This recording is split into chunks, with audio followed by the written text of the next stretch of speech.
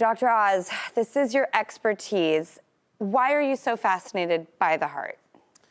Well, first of all, it's our most poetic organ, right? You have an internal metronome. It starts pounding away when you're in your mother's womb, and it never stops. And the fascinating thing about it, when you actually see it, is it looks like a python coiling out of the chest of the patient with every ripple of muscle visible. And then as you begin to take care of hearts, which is my passion in life, you realize it's actually scared. It's fearful, and you learn to cajole it and coax it and get it to do what you want it to do. It's the same inside of our bodies right now. It's pounding away. You think it's a strong, powerful tool, but it runs away from fear, from things it fears. So part of our challenge in life is to manage the heart, because it is what's going to keep us pounding away. Okay, there is an assumption that more men deal with heart disease and heart attacks than women. Myth bust. Is this true? Bust that myth. Actually, interestingly, numerically, more women have heart attacks and strokes than men.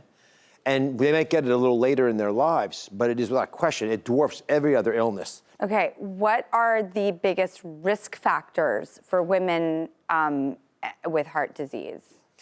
Blood pressure, which we've talked about earlier in the show, number one risk factor, because it's like a fire hydrant scraping the lining of your arteries. Your body has to heal those ripped arteries. If I pounded a hole in that wall there, you'd have to put some plaster in there. Yeah. The body's plaster is cholesterol. So you'll just layer cholesterol into that hole, try to fix the hole made by the blood pressure.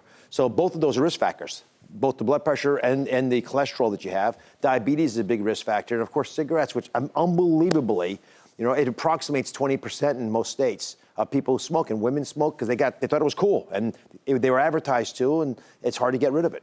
Mm-hmm. Okay, we have another VFF here with a heart health question for Dr. Oz. Erica, hi. So I've heard that the pain of indigestion, it can feel like a heart attack. How do I know the difference? Yeah, I'll tell you, it's a vital problem to deal with, because tens of millions of people struggle with it, and they're not always sure. I'm going to share with you what really happens in heart attacks. You'll be better educated about it, so hopefully you'll be able to figure out yourself. And this is pretty cool. So let's say you're walking in the park, you start having chest pain. Now look at the heart. We're going to zoom in there and see what's happening to your heart. That big vessel in front where that yellowish area is, that's called the widowmaker blood vessel. It's pretty important. Inside of it, the blood is coursing through, rushing through there, and that plaque begins to build up. If the plaque gets large and it gets irritated, it starts to tear. And then right there, see it ripped, it just ripped. When you have a tear in the heart, that now you've got to form a scab on that tear like you would anywhere else in your body. That scab fills the artery, fills the space that now blocks off the blood supply. It's like someone punched you in the heart. You get a bruise there. That is an acute heart attack. That's what sometimes happens. And you want to intervene, obviously, way before that, because we don't do so well when people collapse outside the hospital. It's very important for us to be able to get to them early enough. So if they can recognize that it's not always going to be chest pain, it'll often be shortness of breath. That's the most important risk factor. Pay attention to that. If you feel shortness of breath, that's when you don't take any risk and go get some help.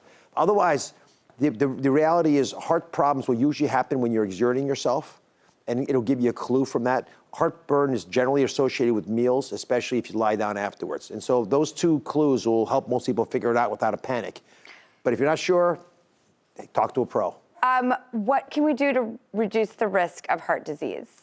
Food, we talked about, probably the single most important thing.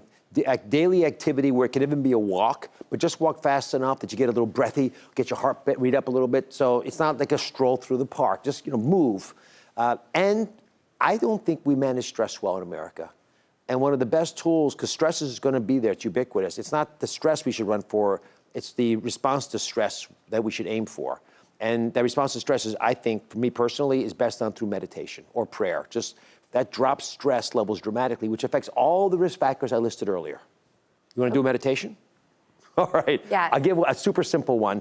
The one part of your body that you always ignore but is always there is your breath. So we'll take a nice, there it is. Do this, breathe.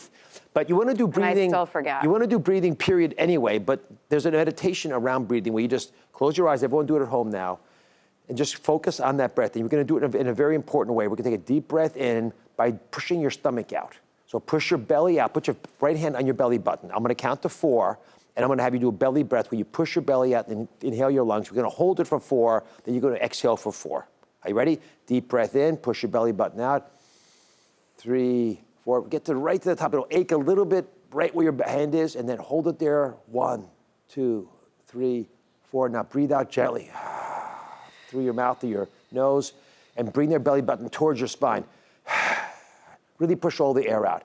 If you repeat that 10 times, slowly, gently, focusing on the breath and its natural flow, it'll take you out of the moment. I think that breathing and meditation really is that key.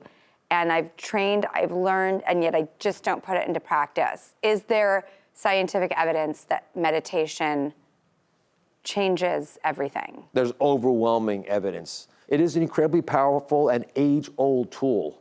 And when I see old solutions, it doesn't mean they're always right, but there's something there or we would have gotten rid of them.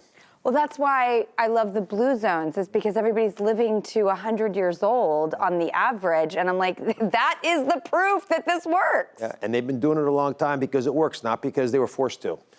Well, there you have it. All right, Dr. Oz is sticking around.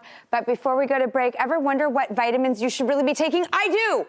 I'm obsessed with this question. I'm so excited for the answer. Health specialist Dr. Sandra Gelbard has the answers. Take a look. Hi, Drew. I'm Dr. Sandra Gelbard, and one of the questions I always get asked by my patients is, what vitamins do I actually need to be taking? First, fish oil, 1,000 milligrams daily, can protect your heart and your brain and can also help with anxiety. Vitamin D, 1,000 IUs daily, can actually double the strength of your immune system. It also protects your heart and can prevent certain cancers. Don't forget your probiotic, because your gut health is so important to many of your bodily functions.